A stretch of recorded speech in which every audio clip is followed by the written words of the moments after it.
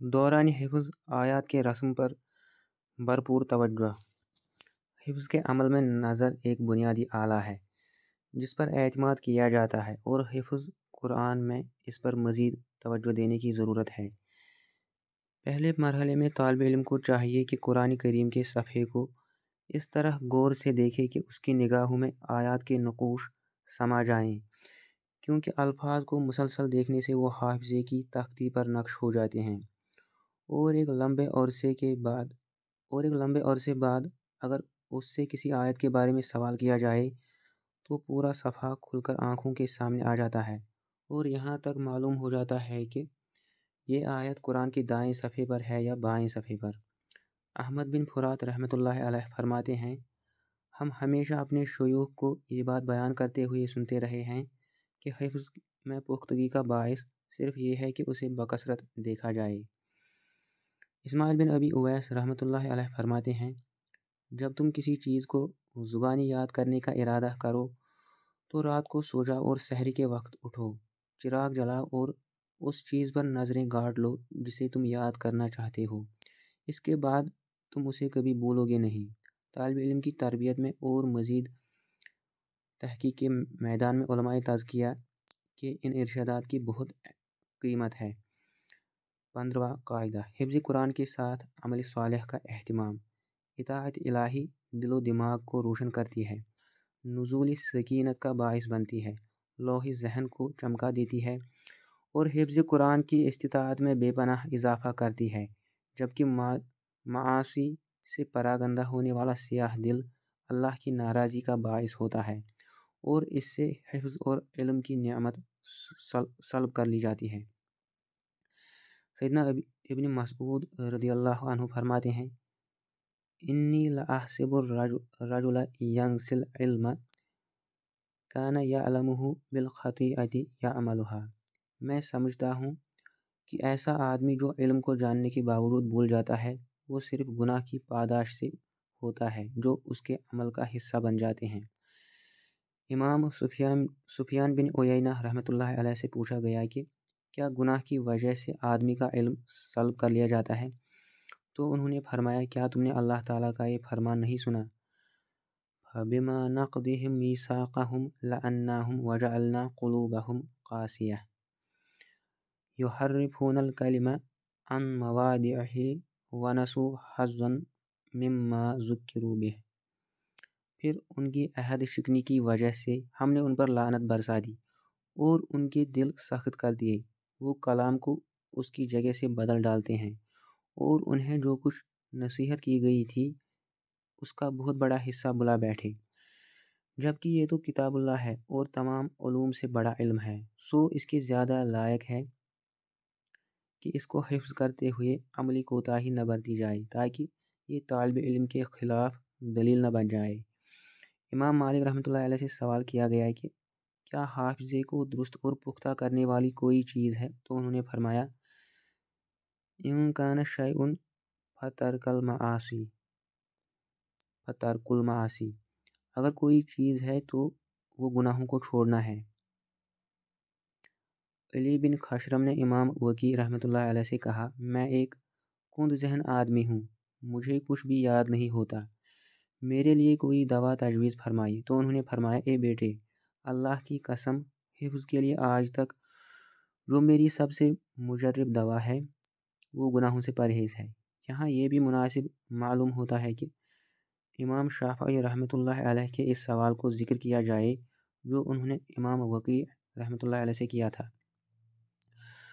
شکوت الی وکیع سوء حفظی فارشدنی الی ترک المعاصی وقال اعلم بان العلم نور ونور اللہ لا یؤتی لعاصی۔ شکوت الی وکیع سوء حفظی فارشدنی الی ترک المعاصی وقال اعلم بان العلم نور ونور اللہ لا یؤتی لعاصی۔ میں نے اپنے استاد وکیع رحمۃ اللہ علیہ سے اپنا حافظہ کمزور ہونے کی شکایت کی، تو انہوں نے مجھے گناہ چھوڑ دینے کی ہدایت کی اور فرمایا، جان لو علم نور ہے اور اللہ کا نور کسی گناہ گار کو نہیں دیا جاتا، لہذا اس میں کوئی شک نہیں ہے کہ اللہ تعالیٰ اور رسول اللہ صلی اللہ علیہ وسلم کی اطاعت اس شخص کے لیے کس قدر ضروری ہے جو حفظ قرآن کا شوق رکھتا ہو۔ ویسے بھی علم بلا عمل کے متعلق قرآن کریم میں شدید وعید وارد ہوئی ہے۔ یا ایھا الذین آمنوا لم تقولون ما لا تفعلون کبر مقتا عند اللہ ان تقولوا ما لا تفعلون۔ اے ایمان والو، تم وہ بات کیوں کہتے ہو جو کرتے نہیں ہو؟ تم جو کرتے نہیں اس کا لوگوں کو کہنا اللہ تعالیٰ کے ہاں بہت بڑا جرم ہے۔ گزشتہ صفحات میں وہ حدیث مبارکہ گزر چکی ہے جس میں بیان ہے کہ روز قیامت 3 آدمیوں مجاہد، سخی اور عالم کو صرف نیت خالص نہ ہونے کی وجہ سے جہنم میں ڈال دیا جائے گا۔ اللہ تعالیٰ جب عالم سے سوال کرے گا کہ میں نے تجھے قرآن کے علم جیسی عظیم دولت سے نوازا تھا تو تو نے کیا کیا؟ وہ جواب دے گا کہ میں نے تیری قرآن کا علم سیکھا، پھر اس کی تبلیغ و ترویج کی اور اسے دوسرے لوگوں کو بھی سکھایا۔ اللہ تعالیٰ اس سے بھی فرمائے گا کہ تو جھوٹ بول رہا ہے، تیری نیت صرف یہ تھی کہ لوگ تیرے علم کی تعریف کریں اور تجھے بہت بڑا عالم سمجھیں، لہٰذا اب میرے پاس تیرے لیے کوئی جزا نہیں ہے کیونکہ تیری نیت میں میری رضا کا حصول شامل ہی نہیں تھا۔ پھر اسے حکم الہی پر جہنم کی آگ میں پھینک دیا جائے گا۔ اسلام علم اور عمل کے ربط کا نام ہے۔ جن آیات کو انسان حفظ کر رہا ہوتا ہے ان پر عمل کرنے سے وہ آیات ذہن میں ثبت ہو جاتی ہے۔ یہ کیسے ممکن ہے کہ جس شخص کی روزمرہ زندگی میں قرآن موجود نہ ہو اور اللہ تعالیٰ اس کے لیے حفظ کے دروازے کھول دے؟ امام سفیان ثوری رحمۃ اللہ علیہ فرماتے ہیں یہتف العلم بالعمل فإن أجابه وإلا ارتحل۔ علم عمل کے ساتھ ہی منادی لگاتا ہے، اگر تو کوئی اسے قبول کر لے تو ٹھہر جاتا ہے ورنہ رخت سفر باندھ لیتا ہے۔ امام غزالی رحمۃ اللہ علیہ فرماتے ہیں لو قرأت العلم 100 سنة وجمعت 1000 کتاب لا تكون مستعدا لرحمة اللہ تعالی الا بالعمل۔ اگر تو 100 سال تک علم حاصل کرے اور 1000 کتابیں جمع کر لے تو عمل کے بغیر اللہ کی رحمت کا مستحق نہیں ہو سکتا۔ ارشاد باری تعالیٰ ہے وَأَن لَيْسَ لِلْإِنسَانِ إِلَّا مَا سَعَى۔ انسان کو وہی ملتا ہے جس کے حصول کی وہ کوشش کرتا ہے۔ امام وقیع رحمۃ اللہ علیہ فرماتے ہیں کہ ہم حدیث کو حفظ کرنے کے لیے اس پر عمل کر کے اللہ تعالیٰ سے مدد چاہتے تھے اور ہمارا یہ معمول تھا کہ بکثرت روزے رکھ کر حدیث حفظ کیا کرتے تھے۔ انتہائی اہم قاعدہ ہے کہ حفظ سے پہلے حفظ کی تیاری کرنی چاہیے اور یہ اعضاء جسمانی کو گناہوں سے پاک کرنے اور اعمال صالحہ سے مزین کرنے سے حاصل ہوتی ہے۔ پیارے بھائی، وہ آنکھ جس کے ساتھ آپ نے قرآن کریم حفظ کرنا ہے اس کے شایع نشان نہیں ہے کہ وہ اللہ کی حرام کردہ چیزوں کو دیکھے۔ وہ کان جس کے ذریعے سے آپ نے قرآن سن کر حفظ کرنا ہے اس کے بھی لائق نہیں ہے کہ اس سے لہو و لعب اور بیہودگی کی باتیں سنی جائیں جن سے اللہ تعالیٰ نے منع کیا ہے۔ اور وہ دل جس کے بارے میں آپ امید رکھتے ہیں کہ وہاں کتاب اللہ محفوظ ہو، ضروری ہے کہ وہ ہر قسم کی گندگی سے پاک ہو اور شیشے کی طرح صاف ہو، گناہوں کے داغ دبوں سے مبرہ ہو۔ 16واں قاعدہ منزل کی مربوط دہرائی پختگی کا ذریعہ۔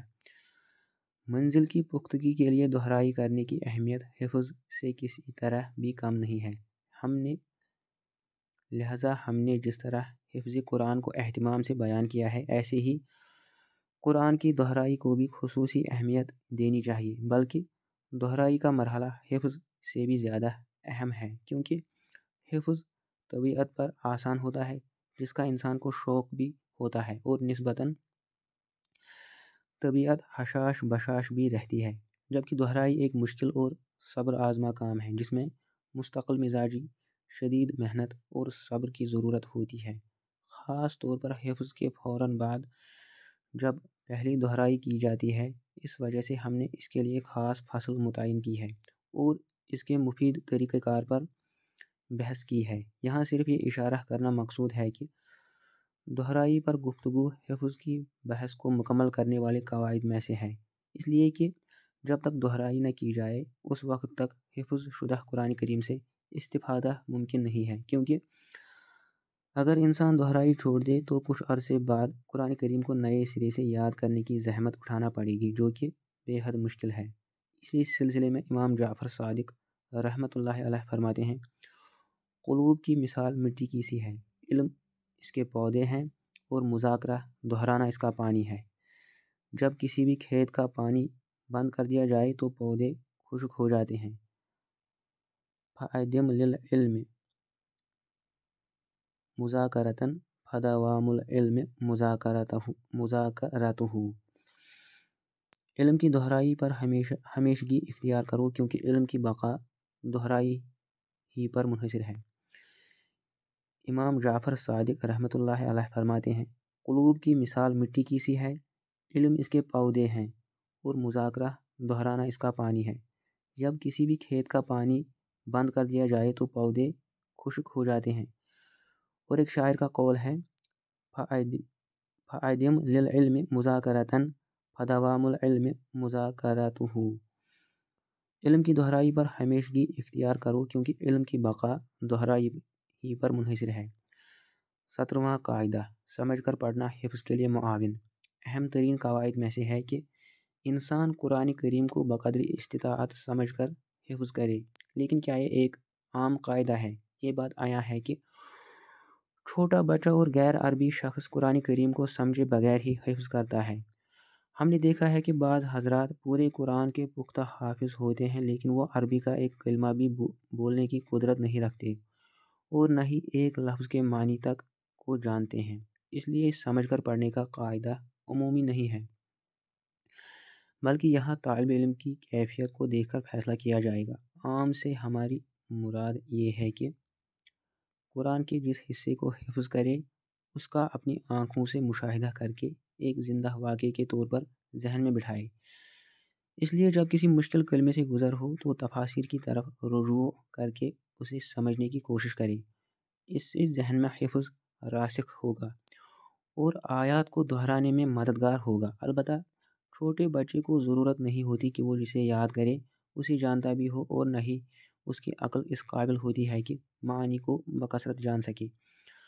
بسا اوقات تو باوجود لمبی چوڑی شرح کے بھی حقیقی معنی تک پہنچنا اس کے لیے مشکل ہو جاتا ہے، اور کبھی یہ بھی ہوتا ہے کہ اس کے ذہن میں غلط معنی راسخ ہو جاتا ہے جسے زائل کرنا ممکن نہیں رہتا۔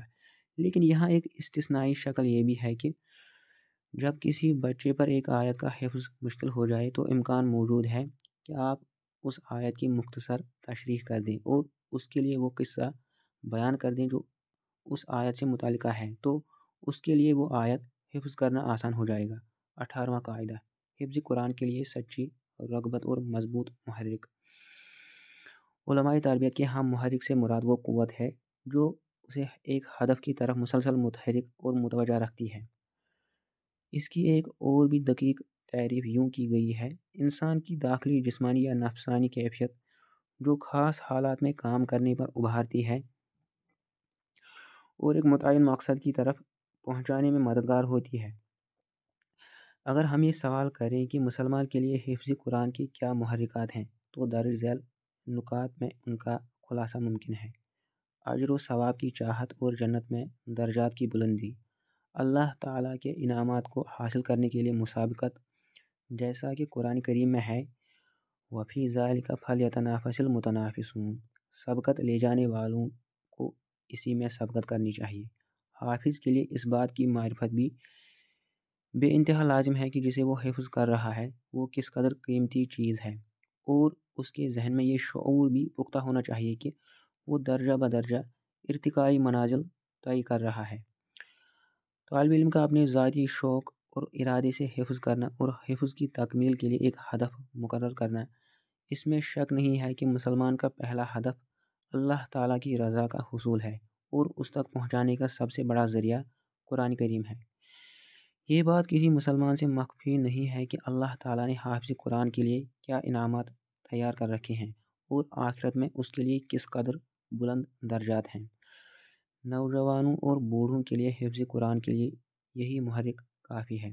یہ محرکات طالب علم کو اللہ تعالیٰ کے اہل قرآن کے لیے فضل و کرم اور بے پناہ اجر یاد دلاتے رہتے ہیں، جس سے انسان کے اندر ایسی کیفیت پیدا ہو جاتی ہے جو اسے اس بات پر آمادہ کرتی ہے کہ وہ بہت جلد اس مشکل گاڑی کو طے کر لے اور ان فضائل کا حقدار ٹھہرے۔ حفظ قرآن کا سچا شوق ایک طالب علم کے لیے سخت ترین گھاٹیاں بھی آسان کر دیتا ہے۔ میں اساتذہ کو سختی سے یہ تاکید کرتا ہوں کہ وہ پوری ذمہ داری سے تربیت کے فرض سے عہدہ برآ ہوں اور ان محرکات کو چھوٹی عمر ہی میں طالب علم کے ذہن میں پختہ کر دیں، تاکہ بعد میں وہ ذاتی شوق کی بنا ہی پر اس راستے پر گامزن رہیں۔ مثال کے طور پر دیکھنے میں آیا ہے کہ اگر سپاہیوں کو دیگر زبانیں سکھائی جائیں تو وہ انہیں بہت جلد سیکھ لیتے ہیں، جس کی وجہ یہ ہوتی ہے کہ وہ اپنے سامنے ایک بہت واضح ہدف دیکھ رہے ہوتے ہیں جسے انہوں نے بہت کم وقت میں حاصل کرنا ہوتا ہے، اور ایسا محرک ہوتا ہے جو ان کے لیے ہر چیز کو آسان کر دیتا ہے۔ جبکہ اس کے برعکس مدارس اور جامعات میں طالب علم اسی زبان کو سیکھنے میں لمبا عرصہ صرف کر دیتے ہیں، کیونکہ ان کے اندر وہ محرک کام نہیں کر رہا ہوتا جو ایک سپاہی کے اندر کام کر رہا ہوتا ہے، بلکہ طالب علم کی تو بسا اوقات یہ کیفیت ہوتی ہے کہ اس زبان کی تدریس کو مشکل اور ناممکن سمجھتے ہوئے چھوڑنے کی بھی خواہش کرتا ہے۔ اس کو ایک مثال سے یوں بھی سمجھا جا سکتا ہے کہ امتحانات کے دوران طالب علم ایک رات میں جو کچھ یاد کر لیتا ہے وہ سال بھر میں یاد نہیں کر پاتا۔ اس کے پیچھے بھی اس وقت کا ایک محرک کام کر رہا ہوتا ہے کہ وہ ایک رات اس کی کامیابی یا ناکامی کا پیش خیمہ ثابت ہو سکتی ہے۔ 19واں قاعدہ، دعا اور ذکر الہی سے اللہ کی بارگاہ میں التجا۔ میں نے گزشتہ صفحات میں جتنے بھی قواعد ذکر کیے ہیں وہ حسی اور مادی ہیں، لیکن میں آخر میں ایک قاعدہ معنوی اور روحانی بیان کرنا چاہتا ہوں، اور وہ یہ ہے کہ حفظ قرآن جیسے اس عظیم اور مقدس عمل کے لیے بارگاہ خداوندی میں دعا اور ذکر الہی کے ذریعے سے مدد بھی مانگنی چاہیے، کیونکہ رب کریم کے حضور التجا کرنے سے ہر مشکل کام آسان ہو جاتا ہے۔ اس کام کو آسان بنانے کے لیے یہ سب سے بہترین دوا ہے۔ مجھے ایک طالب علم نے بتلایا کہ میں نے شاطبیہ علمی قرات کی کتاب حفظ کرنا شروع کی تو مجھے بہت دشواری ہونے لگی اور ایک بھی باب حفظ نہیں کر پا رہا تھا۔ ایک رات میں نے رب تعالیٰ کے سامنے روتے ہوئے التجا کی کہ مولا کریم اس سلسلے میں میری مدد فرمائیے، تو اللہ تعالیٰ کی طرف سے میرا ذہن یوں کھل گیا کہ پوری کتاب بآسانی حفظ کر لی۔ بہت سے حفاظ کو یہ مسئلہ بھی درپیش ہو جاتا ہے کہ دوران حفظ بعض وجوہات کی بنا پر بے دلی کا شکار ہو جاتے ہیں اور عمل حفظ سے بے اعتنائی برتنے لگتے ہیں۔ حفظ قرآن اور منزل کی دہرائی کے تمام تر طریقوں کا علم ہونے کے باوجود قرآن یاد کرنے کو ان کا جی نہیں چاہ رہا ہوتا۔ ایسی حالت کا صرف ایک ہی علاج ہے کہ اللہ کی طرف رجوع کیا جائے، اس کی بارگاہ میں حاضر ہو کر اپنی کوتاہیوں کی معافی مانگی جائے اور اس کے سامنے انکساری اور مسکنت کا اظہار کیا جائے۔ اگر اس عمل کے لیے تہجد کے وقت کا انتخاب کیا جائے تو نہایت مفید ہوگا۔ بلا شبہ اللہ تعالیٰ سچے طالب کو نامراد نہیں لوٹاتا۔ بھلا یہ کیسے ممکن ہے کہ اللہ تعالیٰ اپنے بندے کی التجا کو قبول نہ فرمائے، جبکہ وہ خود ہی فرماتا ہے وَإِذَا سَأَلَكَ عِبَادِي أَنِّي فَإِنِّي قَرِيبٌ أُجِيبُ دَعْوَةَ الدَّاعِ إِذَا دَعَانِ۔ اے پیغمبر، جب میرے بندے آپ سے میرے بارے میں پوچھیں تو انہیں بتلائیے کہ یقیناً میں تو قریب ہوں، اور دعا کرنے والا جب بھی مجھ سے دعا کرتا ہے میں اس کی دعا کو سنتا اور قبول کرتا ہوں۔ اس سلسلے میں سیدنا علی رضی اللہ تعالیٰ عنہ سے مروی ایک حدیث بیان کرنا بھی نہایت مفید ہوگا۔ اس حدیث کی صحت کے متعلق اگرچہ محدثین نے کلام کیا ہے، لیکن امام ترمذی رحمۃ اللہ علیہ اور امام حاکم رحمۃ اللہ علیہ نے اسے روایت کیا ہے اور اسے بخاری و مسلم کی شرائط کے مطابق صحیح قرار دیا ہے۔ سیدنا ابن عباس رضی اللہ عنہما بیان کرتے ہیں کہ سیدنا علی بن ابی طالب رضی اللہ عنہ رسول اللہ صلی اللہ علیہ وسلم کی خدمت میں حاضر ہوئے اور عرض کیا، اے اللہ کے رسول، میرے ماں باپ آپ پر قربان ہوں، یہ قرآن میرے سینے سے نکلتا جا رہا ہے اور میں اس پر قابو نہیں کر پا رہا۔ تو رسول اللہ صلی اللہ علیہ وسلم نے فرمایا، اے ابو الحسن، کیا میں تمہیں ایسے کلمات نہ سکھلا دوں کہ جن کی وجہ سے اللہ تعالیٰ تمہیں نفع عطا فرمائے، اور جس کو تو یہ کلمات سکھائے گا اس کو بھی ان کی وجہ سے نفع دے گا، اور جو کچھ تیرے علم میں ہے اللہ تعالیٰ اس کو بھی ثابت و قائم رکھے گا۔ انہوں نے کہا، اے اللہ کے رسول، جی ہاں، سکھلا دیجیے۔ تو آپ صلی اللہ علیہ وسلم نے فرمایا، جب جمعے کی رات آئے تو رات کے آخری تہائی حصے میں اٹھ جانا، کیونکہ یہ ایسا وقت ہے جس میں فرشتے حاضر ہوتے ہیں، اور اس وقت دعا کو قبولیت سے نوازا جاتا ہے۔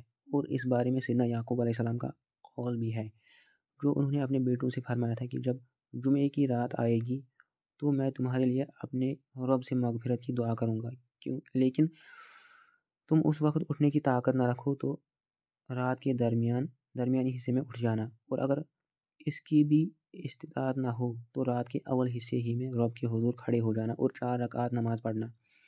پہلی رکعت میں سورۃ الفاتحہ اور سورہ یاسین پڑھنا، دوسری رکعت میں سورہ فاتحہ اور سورہ سجدہ پڑھنا، تیسری رکعت میں سورہ فاتحہ اور سورہ دخان پڑھنا، اور چوتھی رکعت میں سورۃ الفاتحہ اور تبارک المفصل پڑھنا۔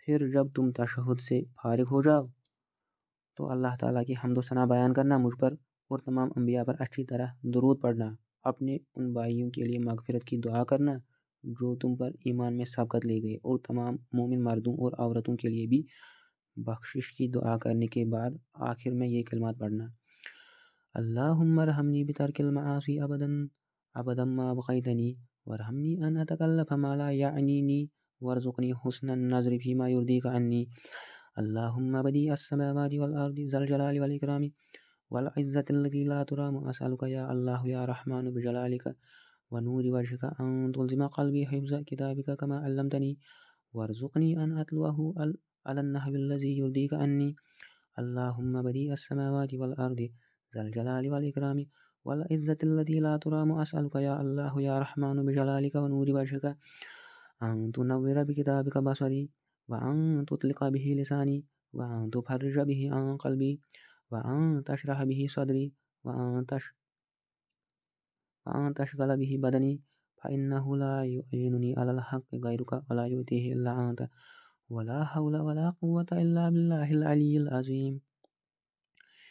اے اللہ، جب تک تو مجھ کو باقی یعنی زندہ رکھے تب تک مجھ سے گناہ ترک کرا کے مجھ پر رحم فرما، مجھ پر یہ بھی رحم فرما کہ میں ان امور میں بتکلف نہ پڑتا پھروں جن کا مجھ سے کوئی مطلب ہی نہیں ہے، اور مجھ کو ان معاملات میں حسن نظر عطا فرما جو تجھ کو مجھ سے راضی کر دے۔ اے اللہ، آسمانوں اور زمین کو نئے سرے سے پیدا کرنے والے، اے بزرگی اور اکرام والے، اے کبھی نہ ختم ہونے والی عزت والے، اے اللہ، اے رحمان، میں تجھ سے تیری بزرگی اور تیرے چہرے کے نور کے صدقے سوال کرتا ہوں کہ تو اپنی کتاب کے ذریعے سے میری بصارت کو منور کر دے، اور اسی کے ذریعے سے میری زبان کو بولنے کی توفیق بخش دے، اسی کی برکت سے میرے دل پر پڑے پردے ہٹا دے، اسی کے باعث میرا سینہ کھول دے، اسی کے ساتھ میرے بدن کو مشغول رکھ، کیونکہ تیرے سوا کوئی بھی میری حق پر مدد نہیں کر سکتا، اور نہ ہی یہ تیرے سوا کوئی عطا کر سکتا ہے۔ گناہ سے بچنے کی طاقت اور نیکی کرنے کی قوت صرف اللہ تعالیٰ ہی کی توفیق سے ممکن ہے، جو بڑی بلندی و عظمت والا ہے۔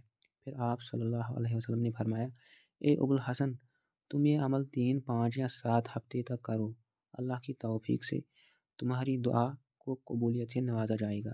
سیدنا ابن عباس رضی اللہ عنہما کہتے ہیں کہ ابھی 5 یا 7 دن ہی گزرے تھے کہ سیدنا علی رضی اللہ عنہ اسی جیسی ایک مجلس میں رسول اللہ صلی اللہ علیہ وسلم کے پاس آئے اور کہا، اے اللہ کے رسول، اس عمل سے پہلے میں 4 آیات بھی سیکھتا تھا تو انہیں پڑھتے ہوئے وہ مجھ سے پھسلنے لگتی، یعنی مجھے بھولنے لگتی، لیکن آج یہ صورتحال ہے کہ میں نے 40 آیات سیکھی ہیں، پھر میں نے انہیں پڑھا تو وہ اس طرح ثابت ہوئیں کہ جیسے کتاب اللہ کو میری آنکھوں پر رکھ دیا گیا ہو، اور پہلے جب میں حدیث سن کر اسے پڑھنا چاہتا تو وہ بھول جاتی، جبکہ آج یہ صورتحال ہے کہ میں بہت سی احادیث سنتا ہوں اور پھر جب انہیں بیان کرنے لگتا ہوں تو ان کا ایک بھی حرف نہیں بھولتا۔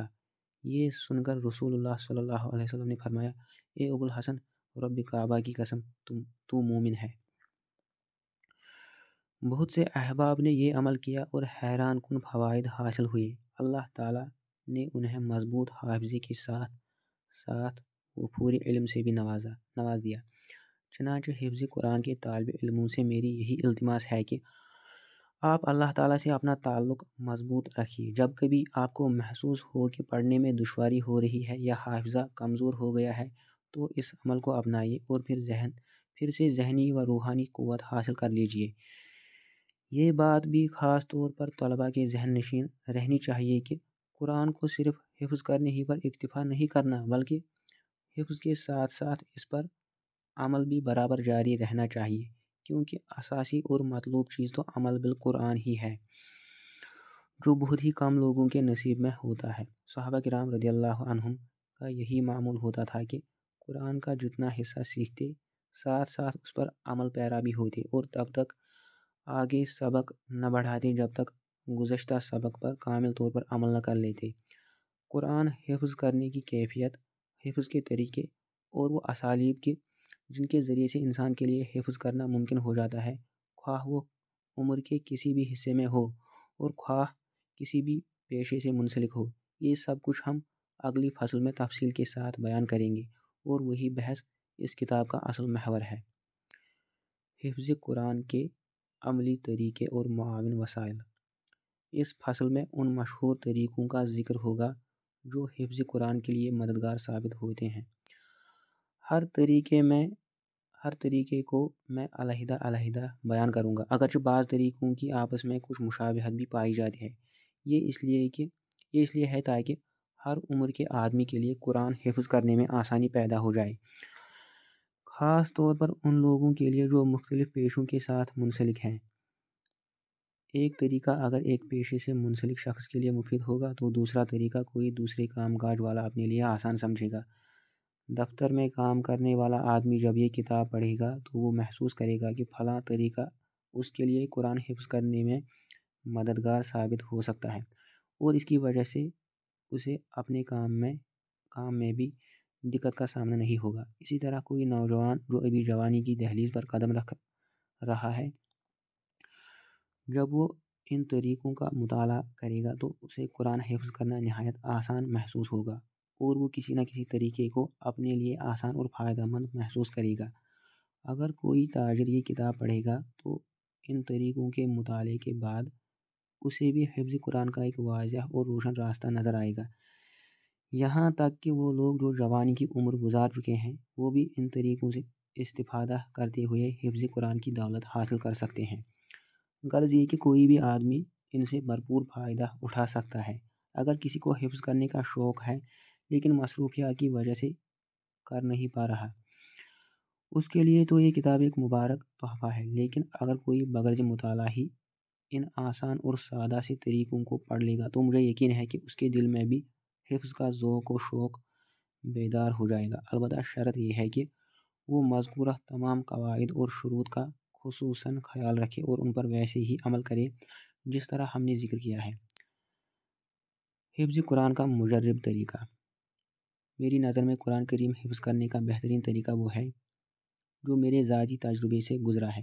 اس طریقے کی صورت یہ ہے کہ جو شخص قرآن حفظ کرنا چاہتا ہے وہ قرآن مجید کا ایک نیا نسخہ لے جس کو بعد میں تبدیل نہ کرے، تاکہ اس کے لیے صفحات اور سطور کو یاد رکھنے میں آسانی ہو۔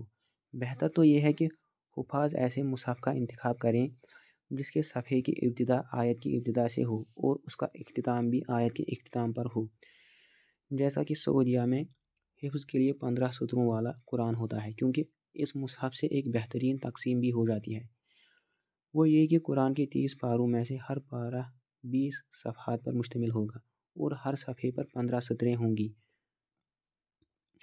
ایسا نسخہ مدینہ منورہ میں ملک فہد اکیڈمی سے شائع کیا ہے۔ ملک فہد اکیڈمی نے شائع کیا ہے۔ میری نصیحت ہے کہ اسی نسخے کو لیا جائے کیونکہ یہ باقی موجودہ طبعوں سے قدرے بہتر ہے۔ پاکستان میں البتہ حفظ قرآن کے لیے عمومی طور پر 16 سطری قرآن استعمال کیا جاتا ہے جس کے 18 صفحات ہوتے ہیں۔ حفظ کے لیے بیٹھنے کی ایک جگہ مخصوص کر لی جائے۔ اس میں چند چیزیں شامل ہیں۔ نفس کو تیار کرنا، اس کا مطلب یہ ہے کہ انسان اللہ تعالیٰ سے ثواب کی نیت کر کے اور حفظ میں رغبت کے ساتھ بیٹھے، اچھی طرح وضو کرے اور کامل طہارت کا اہتمام کرے، یعنی لباس اور جسم بھی پاک ہونے چاہیے۔ اگرچہ اس میں کچھ علماء نے رخصت دی ہے، لیکن کلام اللہ کی تعظیم اور ادب اسی میں ہے کہ کامل طہارت کا اہتمام کیا جائے۔ بیٹھنے کے لیے ایسی جگہ کا انتخاب کرے جو ہوادار ہو، صاف ستھری ہو، جہاں توجہ تقسیم نہ ہو اور روحانیت کا ماحول ہو۔ اس کے لیے مسجد سے بہتر اور کوئی جگہ نہیں ہے۔ ایسی جگہ بیٹھنے سے بچا جائے جہاں زیادہ مناظر دیکھنے کو ملیں، مختلف قسم کی نقش کاری موجود ہو اور ایسے عوامل نظروں کے سامنے ہوں جو توجہ کو منتشر کرنے کا باعث بن سکتے ہوں۔ بڑی سکینت، وقار اور خضوع کے ساتھ قبلے کی جانب رخ کر کے بیٹھے۔ ایسے عمل سے ابتدا کرے جو اس میں جوش و خروش پیدا کر دے، یعنی اسے ذہنی و عملی طور پر تیار کر دے۔ اس کے لیے ضروری ہے کہ سب سے پہلے قرآن کے صفحات کی صرف قرأت کرے، یعنی حفظ کرنے ہی سے ابتدا نہ کر دے۔ قرأت جیسی چاہے کرے، خواہ مصحف سے دیکھ کر کرے یا زبانی کرے، البتہ خوبصورت آواز میں پڑھنے کی کوشش کرے۔ اس سے اس کے اندر ایک خاص جوش اور رغبت پیدا ہو جائے گی۔ ایک بات کا خاص طور پر خیال رکھے کہ اس کی آواز کی خوبصورتی اسے مدہوش نہ کر دے کہ وہ ترنم کی وادی میں کھو جائے اور اس کی لذت اس پر ایسی سوار ہو کہ وہ خود پسندی ہی کا شکار ہو جائے اور اپنا عظیم مقصد بھول جائے۔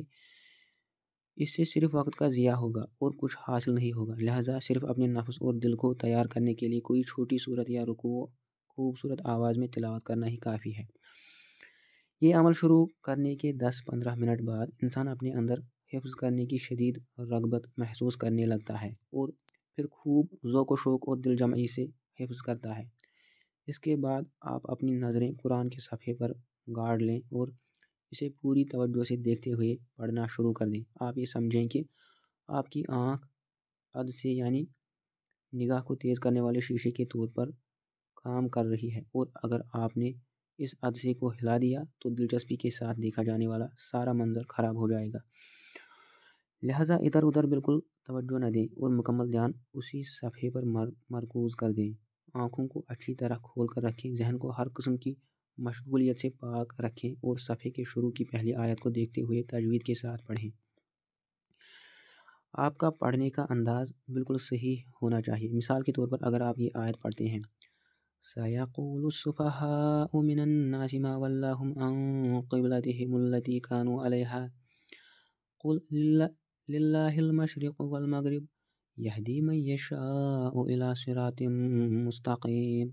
اس آیت کو آپ 3 مرتبہ پڑھیں یا 3 سے زیادہ مرتبہ بھی پڑھ سکتے ہیں تاکہ یہ آپ کو خوب اچھی طرح سمجھ آ جائے۔ پھر آپ اپنی آنکھیں بند کر لیں، اپنے ذہن میں کلمات کی جگہ کی تصویر بنائیں اور پھر دوبارہ پڑھیں۔ اگر آپ بغیر کسی غلطی کے اپنی قرأت کو مکمل کرنے میں کامیاب ہو جائیں تو زیادہ خوش ہونے کی ضرورت نہیں ہے، بلکہ آیت کو بار بار 3، 4 یا 5 مرتبہ دہرائیں۔ پھر اس کے بعد دوسری مرتبہ اپنی آنکھوں کو کھول دیں، پھر قرآن پر دیکھ کر اس آیت کو پڑھیں تاکہ حفظ پختہ ہو جائے۔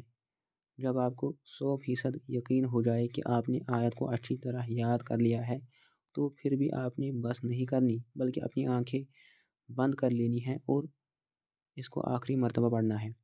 اس طرح یہ آپ کے ذہن میں نقش ہو جائے گی اور انشاءاللہ یہ پھر کبھی نہیں بھولے گی۔ تنبیہ: اعادہ اور تکرار کے عمل کے دوران آپ نے اپنی نظر کو ارد گرد کی اشیاء سے بچا کر رکھنا ہے، جیسا کہ دیواروں پر بنی ہوئی مختلف اشیاء یا چپکی ہوئی چیزیں، اسی طرح قیمتی اشیاء، کھلونے وغیرہ، اور نہیں پنکھے کی طرف آنکھ اٹھا کر دیکھنا ہے کہ وہ کیسے گھوم رہا ہے۔ اسی طرح جس فرش پر آپ بیٹھے ہیں اس کی بناوٹ کو دیکھتے رہنا یا فضول ادھر ادھر دیکھنے سے توجہ منتشر ہوتی ہے۔ بعض دفعہ ایسا ہوتا ہے کہ انسان کی نظر ایسی چیز پر پڑ جاتی ہے جو اس کو پسند نہیں ہوتی تو پھر وہ طبیعت پر اثر انداز ہوتی ہے، لہٰذا ادھر ادھر دیکھنے سے گریز ہی کرنا چاہیے۔ اسی طرح لوگوں کا ہجوم بھی توجہ کو مبذول کرتا ہے۔ اگر کسی وجہ سے کہیں کچھ لوگ اکٹھے ہوئے دکھائی دیں تو آپ بالکل بھی ان کی طرف توجہ نہ کریں، کیونکہ اس سے آپ کو فائدہ تو کچھ ہونا نہیں، الٹا نقصان یہ ہو جائے گا کہ آپ کی توجہ بڑھ جائے گی اور دھیان خراب ہوگا۔ میرے بھائی، ایسے بے فائدہ اور فضول کاموں میں مشغول ہونا آپ کی شان کے لائق نہیں ہے۔ آپ اپنے نفس کو اس طرح تیار کریں کہ آپ اہل قرآن میں سے ہوں اور آپ کا شمار حفاظ میں سے ہو، اور اس کے لیے ضروری ہے کہ انسان باہمت ہو، مسلسل کام کرنے والا ہو، توجہ کو ایک ہی جگہ مرکوز رکھنے والا ہو اور فضول کاموں میں مشغول ہونے سے بچنے والا ہو۔ اس کے بعد پھر آپ دوسری آیت کی طرف آ جائیں اور اس کو بھی اسی انداز سے یاد کریں۔ اگر آیت لمبی محسوس ہو تو اس کو صحیح وقت کا خیال رکھتے ہوئے 2 یا 3 حصوں میں تقسیم کر لیں۔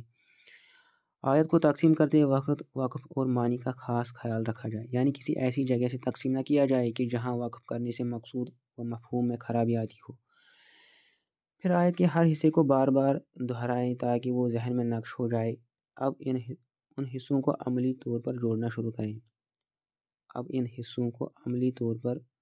شروع کریں۔ اس کا تذکرہ میں نے قواعد حفظ کے تحت 8ویں قاعدے میں کیا ہے۔ وہ اس طرح کہ آپ قرآن کو کھول لیں اور پہلے آیت کے آخری حصے کو غور سے دیکھیں، پھر اس کو پڑھنا شروع کریں اور بغیر وقف کیے پہلے حصے کے آخری الفاظ کو دوسرے حصے کے ابتدائی الفاظ کے ساتھ ملا دیں اور اس عمل کو بار بار دہرائیں۔ کم از کم 5 مرتبہ تو لازمی دہرائیں۔ یہاں تک حفظ کے پہلے طریقے کا بیان تھا۔ اس طریقے کے مطابق پڑھنے سے اگر آپ کو فائدہ محسوس ہو تو فوری اس پر عمل شروع کر دیں اور خاص کاپی یا رجسٹر پر حفظ شروع کرنے کی تاریخ لکھیں اور اپنے ساتھ کوئی اور دوست، ساتھی یا رشتہ دار بھی شامل کر لیں اور اس کو بتائیں کہ میں نے آج قرآن کے حفظ کا ایک طریقہ تلاش کیا ہے، آپ بھی میرے ساتھی بن جائیں تاکہ ہم دونوں ہی اس سعادت سے بہرور ہو جائیں۔ کسی کو ساتھ ملانے کا فائدہ یہ ہے کہ آپ کو حفظ کرنے میں آسانی ہوگی۔ اس طریقے کو اگر مختصر انداز سے بیان کریں تو اس انداز سے کیا جا سکتا ہے: اپنے آپ کو تیار کرنا، اپنے اندر جوش و جذبہ پیدا کرنا، ایک ہی جگہ جم کر بیٹھنا، بار بار آیت کو دہرانا، سابقہ آیات کے ساتھ ربط قائم کرنا۔ طریقہ نمبر 2، 2 ساتھیوں کا مل کر قرآن حفظ کرنا۔ میں یہ ضروری سمجھتا ہوں کہ اس طریقے کو لازماً ذکر کروں، جسے ہمارے ایک استاد نے تختہ سیاہ پر اس وقت لکھا تھا جب میں معہد القرآن میں شرعیہ ثانویہ کا طالب علم تھا۔ ہمارے استاد نے یہ جملہ لکھا: نبت العلم بین اثنین، یعنی علم 2 چیزوں کے درمیان بڑھتا ہے۔ میں نے اپنی علمی زندگی میں اس قاعدے پر عمل کرنا شروع کر دیا تھا۔ چنانچہ جو شخص اس قاعدے پر عمل کرتے ہوئے قرآن مجید حفظ کرنا چاہتا ہے تو وہ درج ذیل امور پر عمل کرے۔ اپنے بہترین دوستوں میں سے ایک اچھے دوست کا انتخاب کریں، ایک مناسب وقت کا اس سے وعدہ لیں۔ افضل اور بہترین وقت نماز فجر کے بعد کا ہے اور مغرب و عشاء کے درمیان کا ہے۔ پھر روزانہ اس وعدے کی پاسداری کی جائے اور کسی ناگزیر مصروفیت کے بغیر ناگہاں نہ کیا جائے۔ جس صورت کو پہلے حفظ کرنے کا ارادہ ہے اس پر اتفاق کر لیں۔ دونوں ساتھی اپنے اپنے سامنے قرآن کھول کر بیٹھ جائیں۔ پہلا ساتھی ایک آیت کو دیکھ کر پڑھے اور دوسرا اس کو اپنے مصحف پر دیکھتے ہوئے سنے۔ پھر دوسرا اس آیت کو دیکھ کر دہرائے، پھر پہلا اس آیت کو زبانی پڑھے، پھر دوسرا بھی اس کو زبانی دہرائے۔ اس کے بعد پھر دوسری آیت شروع کر دی جائے۔ اس طرح صفحے کے اختتام تک آیات کو یاد کرتے چلے جائیں، پھر آیات کو ملا کر پڑھنا شروع کر دیں اور اس وقت تک پڑھتے رہیں جب تک یقین نہ ہو جائے کہ مجھے یہ آیات اچھی طرح یاد ہو گئی ہیں۔ اس کے بعد ان میں سے ایک ساتھی طالب علم بن جائے اور دوسرا استاد بن جائے۔ طالب علم استاد کو وہ سارا یاد کیا ہوا سبق سنائے۔ اسی طرح دوسری مرتبہ جو طالب علم تھا وہ استاد بن جائے اور جو استاد تھا وہ طالب علم بن جائے، اور پھر وہ اپنا یاد کیا ہوا سبق سنائے تاکہ دونوں اچھی طرح اس کو حفظ کر لیں اور کسی بھی غلطی سے محفوظ رہیں۔ طریقہ نمبر 3، دوران ڈرائیونگ گاڑی میں قرآن حفظ کرنا۔ ہمارے بہت سے بھائی ایسے ہیں جو بہت زیادہ مصروف رہتے ہیں لیکن وہ قرآن مجید حفظ کرنے کا بھی شوق رکھتے ہیں۔ اور وہ کہتے ہیں کہ ہمارے پاس وقت نہیں ہے۔ مجھے ان کی اس بات میں صداقت محسوس ہوئی کیونکہ ان کا زیادہ تر وقت سفر میں گاڑی چلاتے ہوئے گزر جاتا ہے۔ تو میں نے سوچا کہ کیوں نہ ان کے سامنے حفظ کرنے کا ایسا طریقہ پیش کیا جائے جو ان کے لیے نہایت مفید ہو، مؤثر اور مناسب ہو۔ اس طریقے پر حفظ کرنے کے لیے مندرجہ ذیل باتوں پر عمل کیا جائے۔ جس صفحے کو وہ حفظ کرنا چاہتے ہیں اس کو کسی بھی کاغذ پر لکھ لیں، گاڑی میں اسے اپنے سامنے ایسی جگہ پر لٹکا لیں جہاں بآسانی نگاہ بھی پڑ سکے اور گاڑی چلانے میں دقت بھی پیش نہ آئے۔ جب صبح کے وقت گاڑی میں بیٹھنے لگیں تو اس وقت پہلی آیت کو پڑھ لیں اور پھر دوران ڈرائیونگ اسے دہراتے رہیں۔ جب کسی اشارے پر رکیں تو دوسری آیت جو اس کے بعد ہو اس کو دیکھ کر پڑھنا شروع کر دیں، اور جب اشارہ کھل جائے تو گاڑی چلاتے ہوئے اس آیت کو زبانی پڑھتے رہیں۔ اسی طرح پورا صفحہ پڑھنے کی کوشش کریں، لیکن ایک چیز کا خیال رکھنا ہے، بلکہ یہ نصیحت کے طور پر ہے کہ آیت کسی ایسی چیز پر لکھی جائے جسے محفوظ کیا جا سکے، اور بعد میں جب پاری کی دہرائی کا وقت آئے تو وہ چیز بالکل محفوظ پڑی ہو اور اسی سے منزل یاد کر سکے۔ دوسرا، اس بات کا بھی خیال رکھیں کہ دوران ڈرائیونگ اپنی نظر اس کاغذ پر مرکوز نہ رکھیں تاکہ اللہ نہ کرے کسی حادثے کا شکار نہ ہو جائیں۔ کاغذ کی طرف صرف اسی وقت دیکھیں جب کسی جگہ رکنا پڑ جائے یا اشارہ آ جائے۔ ہمارے بعض بھائیوں نے اس کا تجربہ کر کے دیکھا ہے کہ انہوں نے ایسے مضبوط کارڈ لیے جن پر قرآن کا پورا صفحہ آ جاتا ہے اور وہ بآسانی جیب میں بھی ڈالے جا سکتے ہیں۔ نیز وہ اتنے مضبوط ہوتے ہیں کہ کثرت استعمال کی وجہ سے خراب نہیں ہوتے اور نہ ہی پانی لگنے سے خراب ہوتے ہیں۔ اس انداز سے ہمارے بعض مشائخ نے پورا قرآن حفظ کیا ہے، حالانکہ ان کے پاس گاڑی کی بجائے سائیکل ہوتی تھی یا پھر وہ جانور کی سواری کرتے تھے، جیسا کہ ہمارے استاد عبدالفتاح المرصفی رحمۃ اللہ علیہ بتاتے ہیں کہ انہوں نے قراءت عشرہ کا متن اپنی سواری کے جانور ہی پر یاد کیا ہے۔ اسی طرح الفیت ابن مالک کو بھی دوران سفر ہی یاد کیا ہے، اور مجھے یہ طریقہ بہت اچھا لگا ہے۔ اس بات میں کوئی شک نہیں ہے کہ اگر گاڑی میں موجود ٹیپ کے ذریعے سے قرآن سنا جائے تو یہ بھی بہت مفید ہے کہ اس میں انسان کی نظر مشغول نہیں ہوتی اور بندہ آسانی کے ساتھ قرآن دہرا سکتا ہے۔ اس طریقے کی وضاحت میں بعد میں کروں گا انشاءاللہ۔ کام کاج کرنے والوں کے لیے حفظ کا طریقہ، یہ طریقہ میں اپنے ان بھائیوں کے لیے ذکر کر رہا ہوں جو مختلف کاموں میں انتہائی مصروف رہتے ہیں اور قرآن بھی حفظ کرنا چاہتے ہیں۔ تو میں چند کاموں کی طرف اشارہ کروں گا کیونکہ یہاں ہر کام کو بیان کرنا ممکن نہیں ہے۔ ایک کام کپڑا بننا ہے کہ کچھ لوگ مختلف آلات پر کپڑا بنتے ہیں۔ آپ سوچ رہے ہوں گے کہ میں نے اس کام کا ذکر کیوں کیا اور اس کو باقی کاموں پر ترجیح کیوں دی۔ اس لیے کہ استاد شیخ عبدالغفار الدروبی جنہوں نے مجھے قراءت عشرہ پڑھائی ہے، انہوں نے مجھے بتایا کہ انہوں نے اپنے اسی کام کے دوران 4 ماہ میں سورۃ البقرہ سے لے کر سورۃ الفرقان تک قرآن حفظ کر لیا تھا۔ اس کا طریقہ یہ ہے کہ بندہ جب یہ کام کرنے کے لیے بیٹھے تو ایسی جگہ پر بیٹھے جہاں اس کو اچھی طرح دکھائی دے سکتا ہو، یعنی روشنی کا مسئلہ نہ ہو۔ اسی جگہ پر وہ اپنے سامنے 2 بڑی کیلیں گاڑ لے جس پر قرآن کو محفوظ انداز میں لٹکا سکے، یا ایسے انداز سے کوئی رحل وغیرہ رکھ لے جس پر وہ مصحف کو یوں رکھ سکے کہ اسے پڑھنے میں کسی قسم کی کوئی دشواری نہ ہو۔ اب پہلی آیت کو دیکھ کر پڑھنا شروع کرے اور پھر کام کے دوران اس کو زبانی پڑھتا رہے۔ یہ کام ایسا ہے کہ جس میں غور و فکر کم کرنا پڑتی ہے، اس لیے بندہ زیادہ توجہ قرآن کے حفظ میں لگا سکتا ہے، بلکہ جب بندہ قرآن کو بار بار زبانی پڑھتا ہے تو یہ چیزیں اس میں ہمت پیدا کرتی ہیں اور وہ بڑی چستی سے کام بھی کرنے لگتا ہے، اور یوں اس کے لیے حفظ کرنے میں بھی آسانی پیدا ہو جاتی ہے۔